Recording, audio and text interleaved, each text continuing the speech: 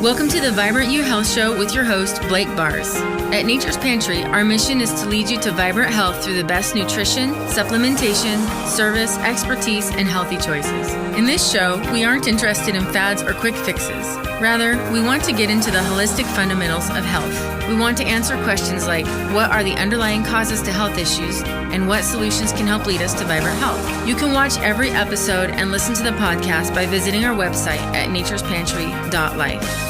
The Vibrant You Health Show is brought to you by Terry Naturally Vitamins and Solar Ray Vitamins. At Nature's Pantry, we strive to work only with companies that maintain the highest standards for quality and efficacy. Terry Naturally and Solar Ray are two of the absolute best.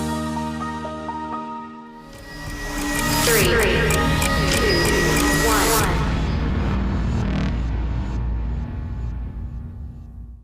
All right. Welcome, everybody, to episode 41 of the Vibrant You Health Show. I am humbled and honored to have my special guest today, Dr. Dan Nuzum. Did I pronounce that right? Yes, sir. Yes, sir. So thank you so much for being with me, Dr. Nuzum. I'm glad to be here. Thank you so much. So I got to see you on a show not too long ago, and I was blown away by some of the insights that you shared, and I'd love to dig a little into that today with you. Could you tell me a little bit about kind of your background and how you got into the natural health practice? Oh yeah, for sure. I'm a second generation naturopath, so my parents were naturopaths. Interesting enough, when I was 7 years old, my parents, I was an only child, so my parents started adopting special needs kids when I was 7 years old. And by the time I was 10 years old, and there were, I think there were about 10 of us at that point, they needed some help with the treatments and things that they were doing, because they were doing the natural naturopathic treatments and everything. By that time, I had learned how to do some adjustments. I knew how to do physical therapy for the ones in the wheelchairs. I was brewing Essiac tea for the family.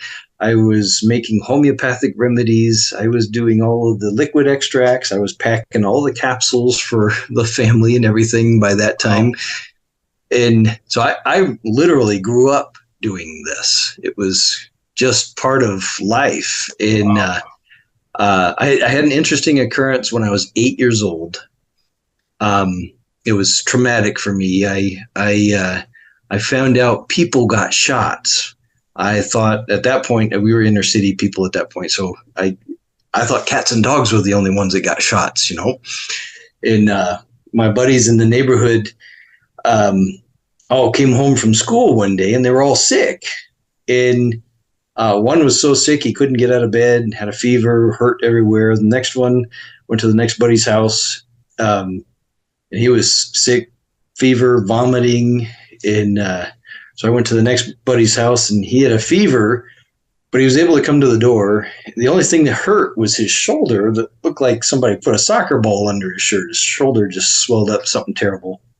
It was red as a beet. I mean, the thing was nasty looking. And he told me that they had got their shots. And about the time he told me that, his mom called him in, and I walked home. By the time I walked home, I'm weeping for my friends. I walk in the front door, and my mom's like, "What happened? Did you get in a fight or something?" I was like, "No." I said, "What's the matter with these parents?" She's like, "All right, what's going on?" I said, "Well, why are they taking their kids to the vet?" I had no clue. I didn't know people got shots. I had never gotten any shots.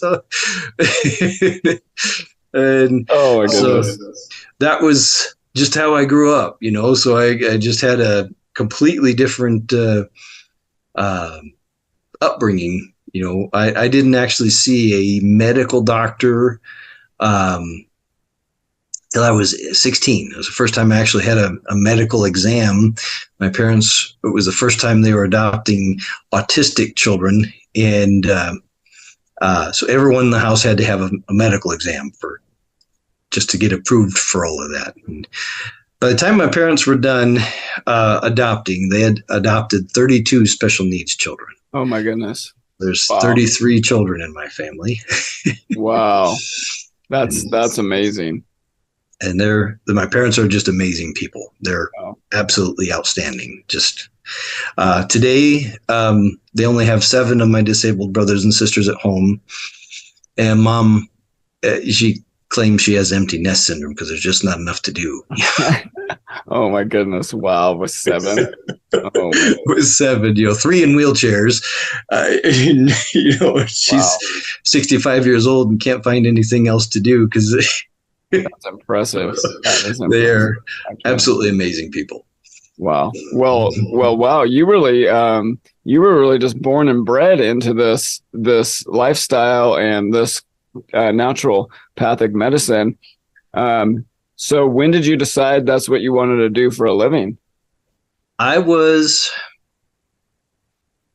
It became an option in my mind. Okay. One weekend, I was about 10 years old. It was toward the end of summer. And I had one sister that my parents had adopted that had cerebral palsy. And she was 3 years old at the time. But she was no bigger than a little girl's baby doll. She was crazy tiny. I'm thinking she was maybe 22 inches long. Wow. At 3 years old. And she only weighed, I don't even think, over 15 pounds. She was just this tiny, itty bitty little fragile little baby, in our eyes, and she couldn't walk. And so she was in a treatment with braces. They had, wrapped around her waist, went down her legs, and the braces weighed almost as much as she did. It was crazy. Wow. And it was my job to walk her every day. I would hold her hands and help her just kind of, rock back and forth and walk down the sidewalk, for a couple houses down the road and then back again. And because the braces would stretch her legs out, it was painful for her. She hurt and she would just cry and cry and cry. It was absolutely heartbreaking for me. And so it was a Friday night. We got done walking that day, and we got her out of her braces, and she was laying there rubbing her legs because they still hurt, and I just felt so sorry for her. I had my brother go get the duct tape, and so we duct taped her feet on top of my feet, and I held her by her little hands on my fingers, and we danced around and played and just goofed off for an hour or so that night. And it was so fun. We did it the next day, and we did it later on again that day. And then after church on Sunday, we did it again. And Monday morning, she came walking out of her room by herself. She had never walked before.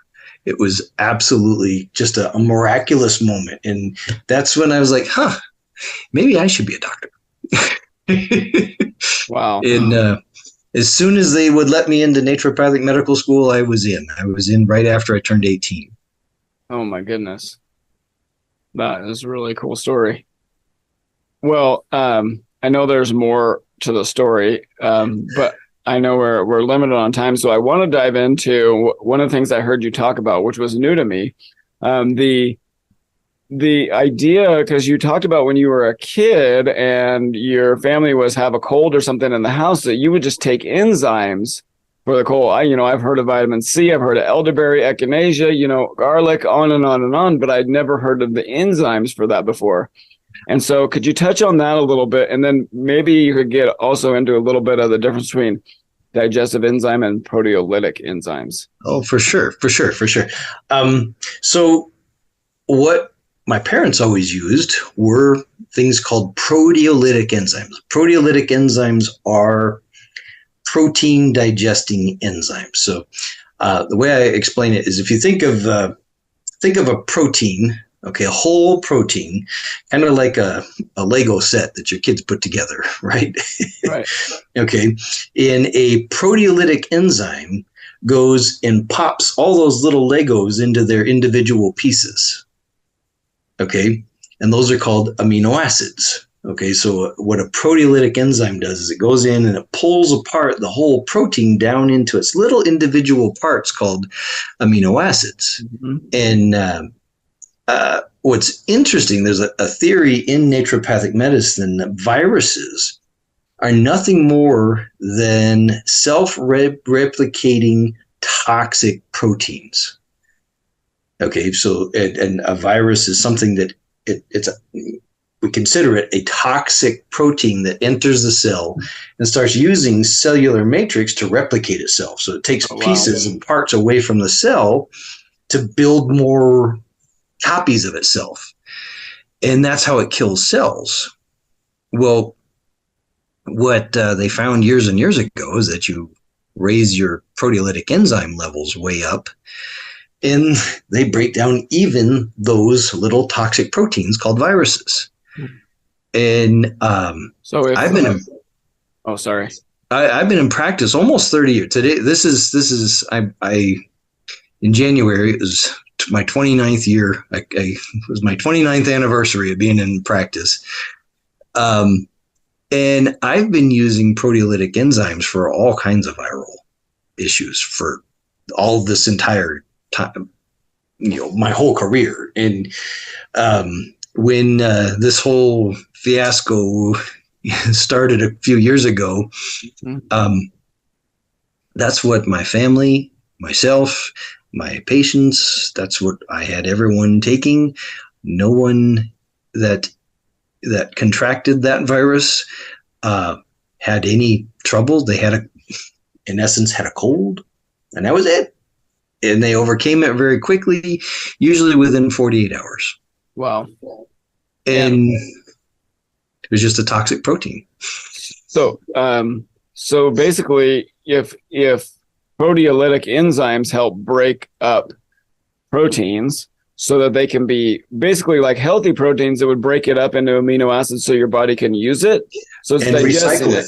If you had like let's say you exercise, okay, and let's say you go into the gym, you lift weights, right? You do your workout, that tears up the muscles. Okay, the muscles slide across each other, and when they contract real hard and they pull apart again and contract real hard again, that makes micro trauma, little tears in the muscle tissue. Well, what leaves you sore afterwards, more than those tears, is the fact that your immune system has to have a inflammatory response in the muscles in order to get the white blood cells in there that are going to use proteolytic enzymes to break down all those little pieces of torn up protein. Okay. Because if that doesn't happen, what will happen is all that protein becomes food for the bad bugs in your system. Okay. Let me plug this in here. My computer is a little funky sometimes. No problem. Yeah. There we go. So if you take enough proteolytic enzymes, after you work out or even before you work out, the white blood cells is kind of like they're packed then, and they can do more work, and your recovery time is much shorter. Wow. So then in the case, that's really interesting. I never heard that before.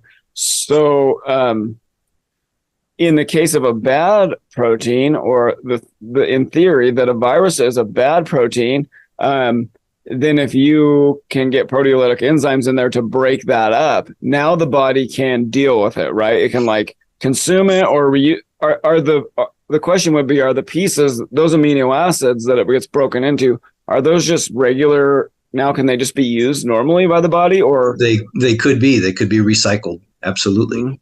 Or processed and digested, or even eliminated if need be.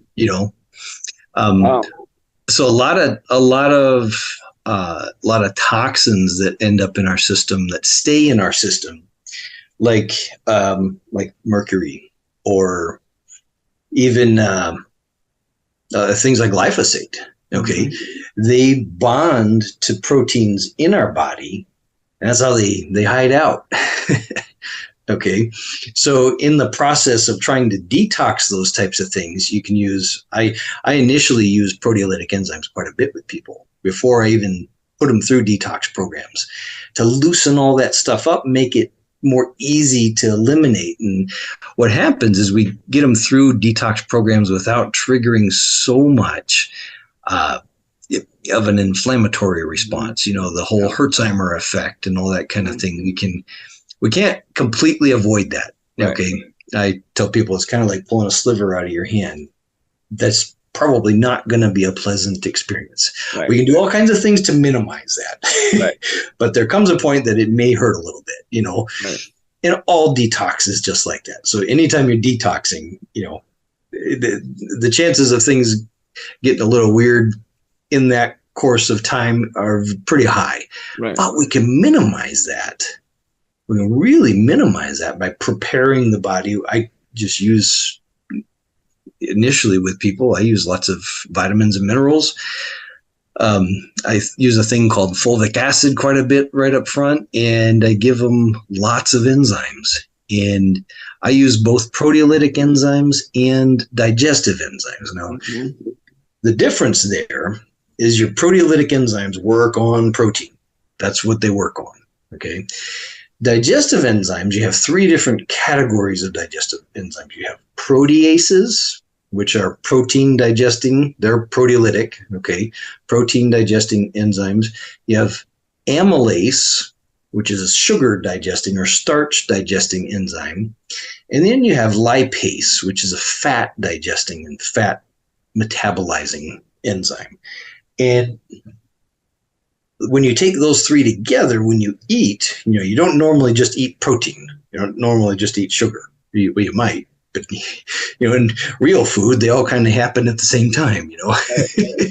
Right. And so fat, protein, carbohydrates, all typically in a meal, you're going to have all three of those present. So when you take digestive enzymes, those enzymes help speed up how fast your body breaks all that down. So there's way less waste on one hand.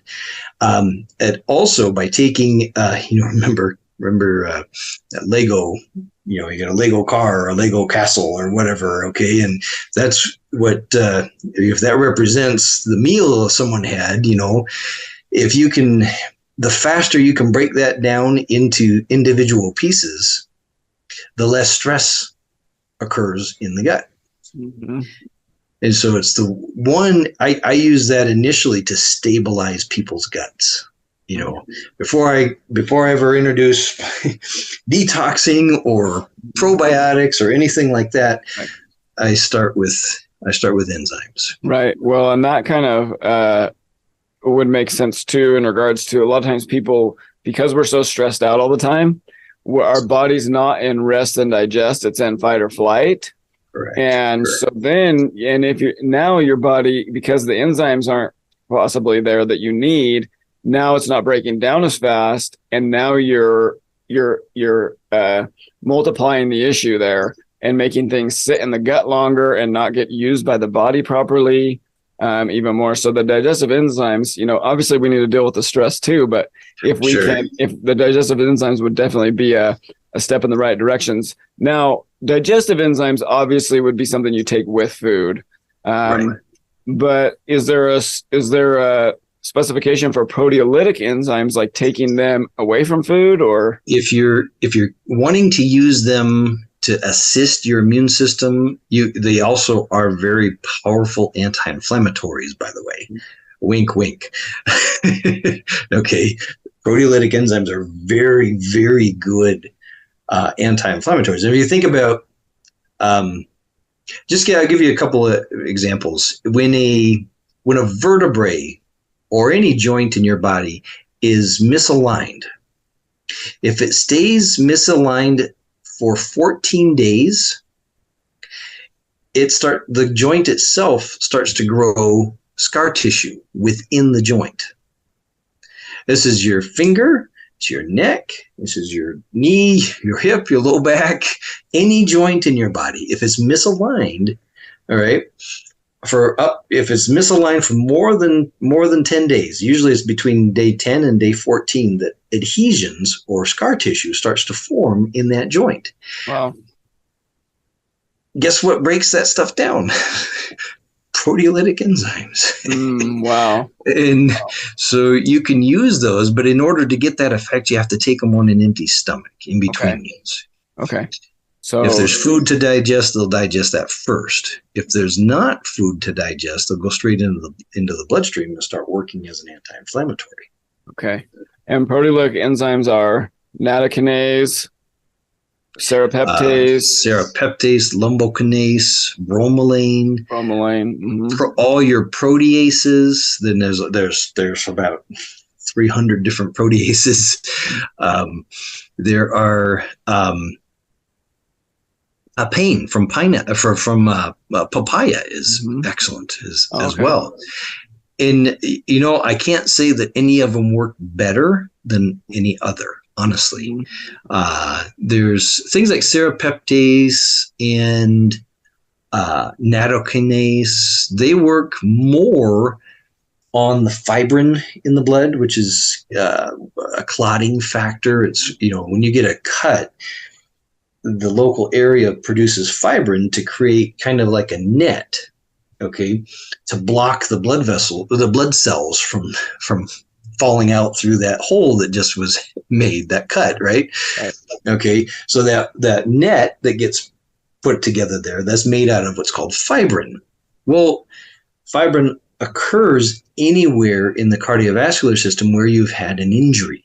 So if you have toxins like lead or mercury or heavy metals and things floating through your system, they float through your system and they irritate. They literally corrode your blood vessels. Okay, so it's much like a corroded pipe. Okay, they start doing that to your blood vessels.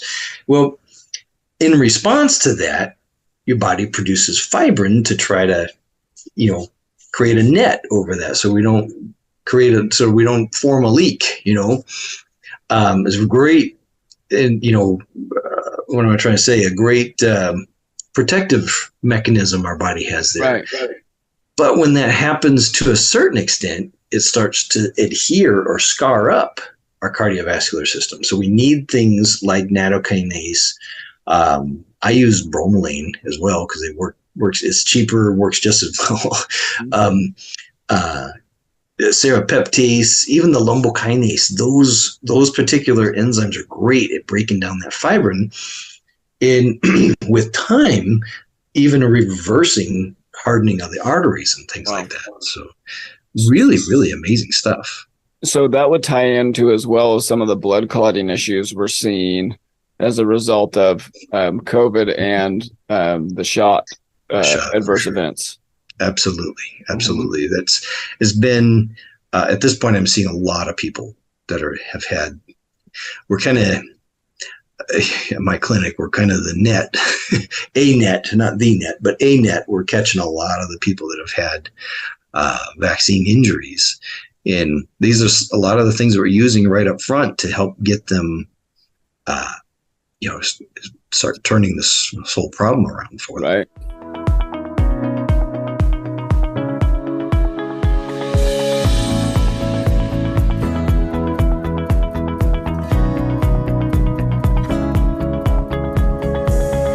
Hey, it's Nicole Haggerty, your holistic health and fitness coach. If you want to improve your health and life and get lasting results, you have to be the change you want to see. Let me help you be that change. Find me at NicoleHaggerty.com. Hey, Eastern Oregon. My name is Justin Hernandez. I specialize in sports performance training for middle school, high school, and college athletes. My program goal is to optimize an athlete's potential on all playing surfaces. The Breakfast Club motto is creating elite athletes, but even better leaders. This is Summer Steele of Body Seorsa. I am a licensed massage therapist and certified personal trainer. I work with bodies of all shapes, sizes, and abilities to help them live a fuller and freer life. Connect with me on Instagram and Facebook under Body Saorsa, Body SAORSA, or contact me at 541-786-5245. My name is Blake Bars, and I'm General Manager of Nature's Pantry here in LeGrand. I had a terribly unhealthy lifestyle when I started working here. I just didn't know how simple and powerful healthy habits could be. Now I love being able to lead others to vibrant health here at the store, through the health show, and in the health challenges we host twice per year. Learn more at naturespantry.life. Hey friends, Lacey here with Wild Holistic Nutrition and Fitness. As a certified personal trainer and holistic nutritionist with 17 years of experience, I'm passionate about guiding others in their journey to wellness. I work in the areas of sports performance, group and individual fitness, personal training, behavioral and nutritional coaching, and gut biodome health and assessment. I'd love to help you feel good so that you can thrive and meet the purpose you were made for. Tim James here, founder of ChemicalFreeBody.com and host of the Health Heroes Show. After regaining my own health and having massive gut issues and surgery, I'm on a mission to help others do the same. If you're ready to make your health a priority, lose that weight, increase your energy, and just wake up and feel good, you can reach me at ChemicalFreeBody.com.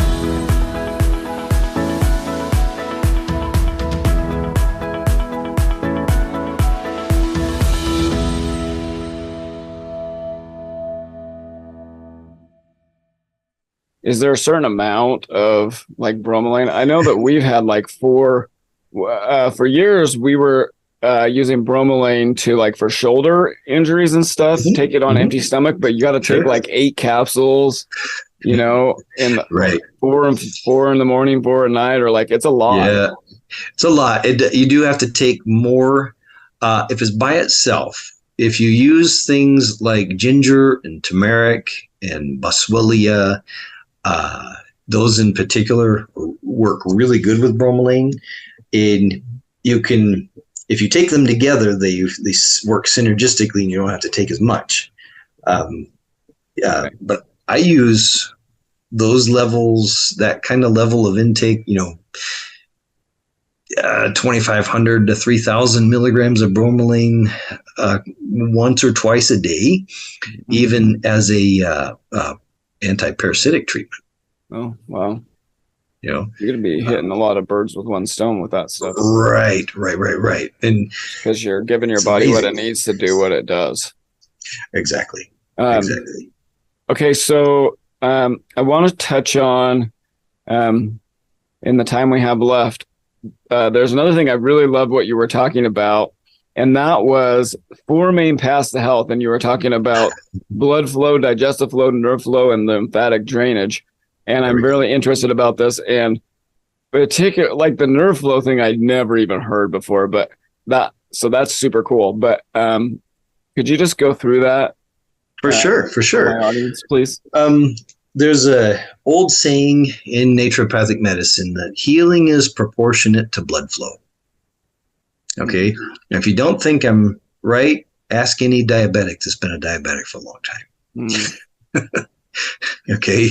Healing is proportionate to blood flow. You have bad blood flow, you have bad healing, period. Anybody that's ever had a wound, healing is proportionate to blood flow. So if you don't have the blood getting to it, it can't heal. That's just part of it. Another thing is the quality of blood determines the quality of healing. Okay, so there's a lot going on here, but a lot of the things that pertain to the quality of blood that's flowing through the system are dependent on your digestive system, right? Where are all the components for your blood coming from? Your digestive system, right? Okay. Next is nerve flow. Well, if the signals going from here to here are jumbled, or the signals from here to here are jumbled, we're going to have problems. Okay. We have a control center, right? And that control center has to be able to relay signals everywhere else to control it, and it has to receive signals back to it. So if that's being disrupted, we're going to run into a problem, and then we have lymphatic drainage. Okay, lymphatic drainage. The best way to understand your lymphatic system is it's like the sewer system in a city. Okay, every house, every business, everything drains into the sewer and then goes off to the filtration plant, right? Same thing in our body, okay? All that stuff, everything in your brain, your joints, your muscles, your organs, everything, all the waste has to flow back to the lymphatic system. Then from the lymphatic system, it drains into the bloodstream, at which time it then goes to the liver and kidneys and gets filtered. Okay, so, but there's, the cool thing is it's, depending on the person's size, they could have as many as 1,500 lymph nodes. You know, we're born with 600 of them, but we grow them as we get bigger, you know, and every one of those lymph nodes is like a little kidney. There's in anatomy, we look at charts and all these things. We look at things that are called cross sections. Okay, when you do a cross section of a kidney, that would be like if you cut a kidney in half, what it looks like inside. Okay, if you look at what a kidney looks like inside, and you look at a lymph node, you can't hardly tell the difference. Okay, the main difference is lymph nodes have more tubes going in and out than kidneys. Kidneys have much bigger tubes, but they don't have as many of them. Mm-hmm. The structure of these filtration systems are the same. Really amazing.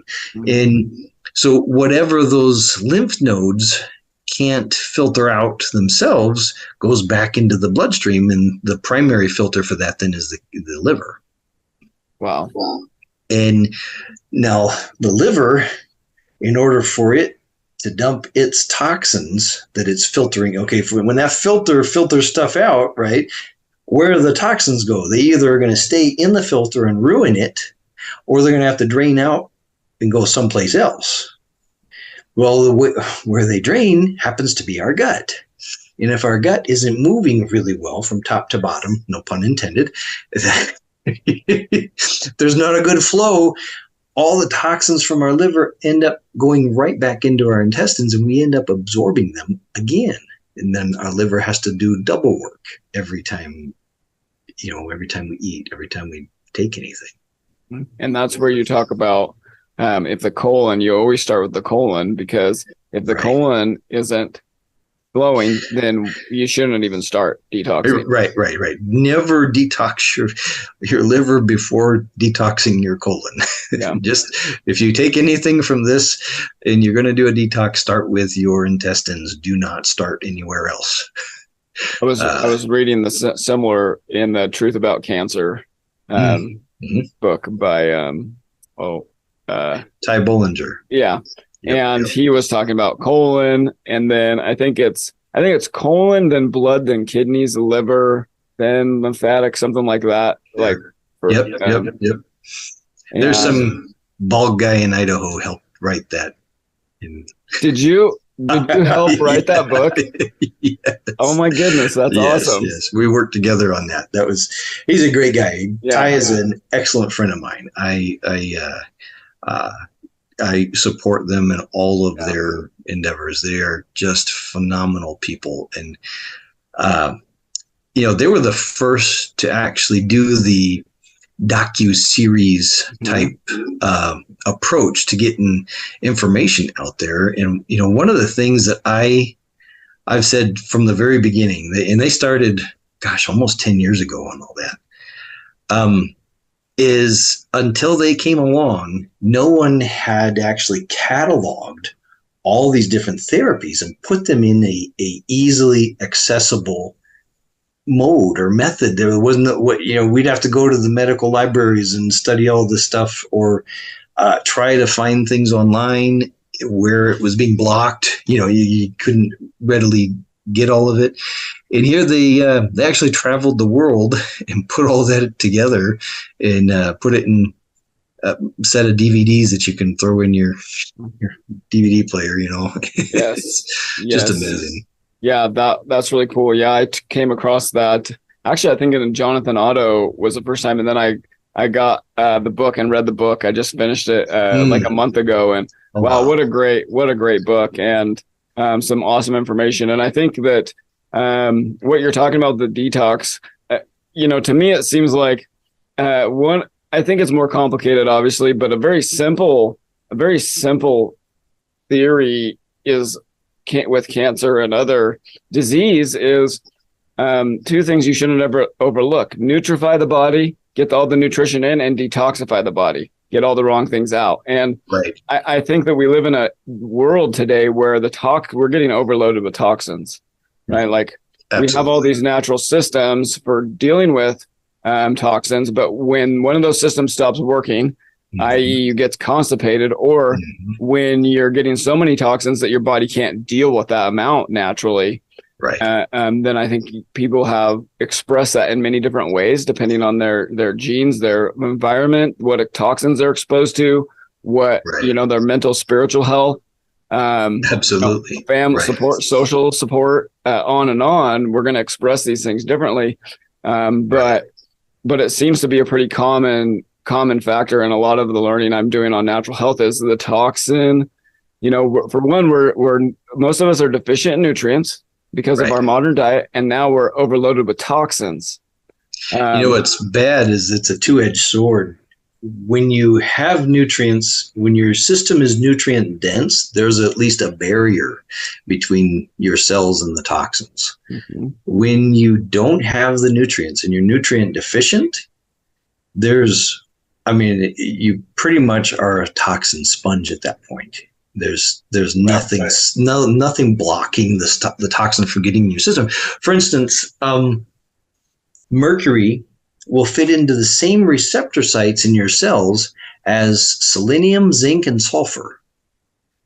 Okay. If you are deficient in selenium, zinc, and sulfur, and you get exposed to mercury, guess where the mercury gets stuck? Gets stuck in those receptor sites. Now, you can't get the nutrients into that receptor site until there's a couple of things that have to happen. One, there's those nutrients that are supposed to go into that receptor site, you have to get like overabundance of those nutrients in your system before the cells start to let go of the mercury. Wow. And that's why, like Max Gerson used 13 vegetable juices a day and tons of vegetarian food, just flood the body with nutrients. And then that's when he realized, as soon as he started flooding the body with nutrients, now the body's letting go of toxins at a crazy rate, and he couldn't keep up with it. It was making people so sick. Right. And that's where the introduction of coffee enemas. Right. He's the one that made them really, really popular. They actually funny story, back in the flu pandemic, in the big hospital in Chicago, downtown Chicago, I forget which one, but it was one of the big Chicago hospitals there. The nurses would dispose of the coffee after they, in the early morning, the nighttime coffee for the doctors. Okay, they'd go dump it out. And back then, you had to have an enema before going to bed every night.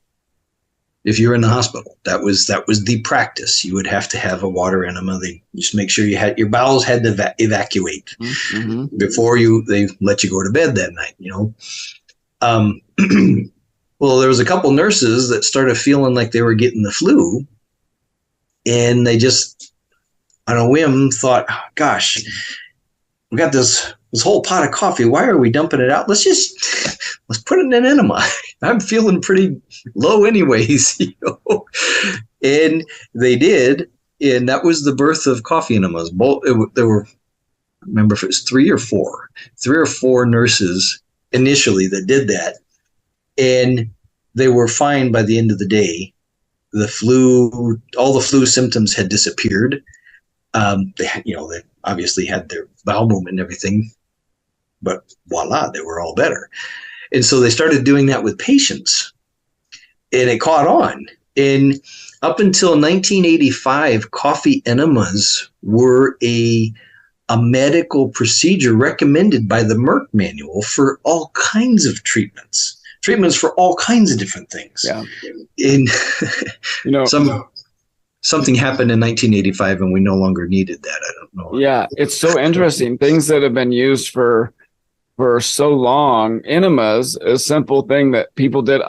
My wife's grandma used to do those on her kids, and like anytime there was issues, they would just do enemas, and people would have them hanging on the back of their door in their bathroom, the enema bags. I remember seeing those, but then somewhere along the line, we just decided we've advanced so much in medicine and everything else that we just don't need it anymore. Right. I equate it to not cleaning out a wound. Yeah. Have the same effect. Yeah. So when we don't detox, that's what happens. That's a fun thing that I'm going to be learning how to do this year is. I have a book. It's called Detox for Life. You can find it on my website, drnuzum.com. Okay. And I have full instructions on how to do all that. I have a whole procedure for that. Okay, cool. It's not quite as intense as a lot of people might have you do, but it's exactly how they do it in Gerson therapy. Okay. And it's more pleasant. Okay, awesome. We joke. I was actually at the Hope for Cancer Institute down in Mexico, and I had some patients down there. We were all working on a bunch of different people there, and we had a couple guys that just they're having a heck of a time getting into this whole coffee enema thing, And so we came up with all kinds of, there was the upside down latte from Starbucks, or the espresso, or we made a whole bunch of crazy jokes about it, and it became easy to the crappuccino. Oh, that's hilarious! I love it.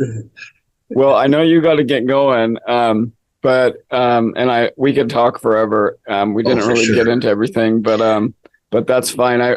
It's been amazing. So your practice is actually in Meridian, Idaho. Right. Yep. And I'm right here in Meridian. It's called Spirit Way Medicine. Spirit Way Medicine.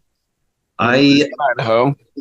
We're right here in Meridian, Idaho. I do quite a bit of telemedicine. I do a lot of telemedicine, majority actually. At this point, I have patients in 75 countries, so I have to do a lot of telemedicine.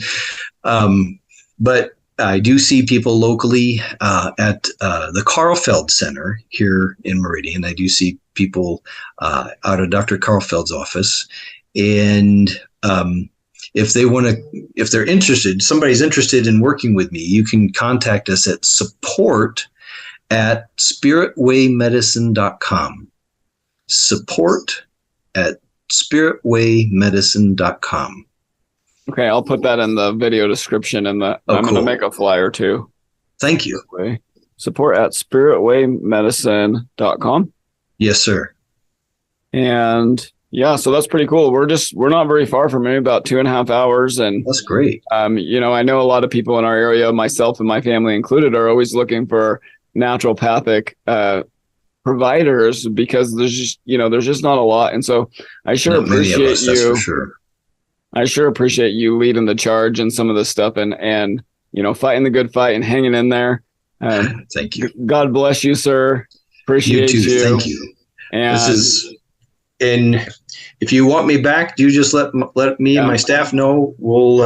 I'll be back anytime you need me. I think we got a few more in us. We'll see. We'll try to schedule something. So yes, and thank you all for joining us today.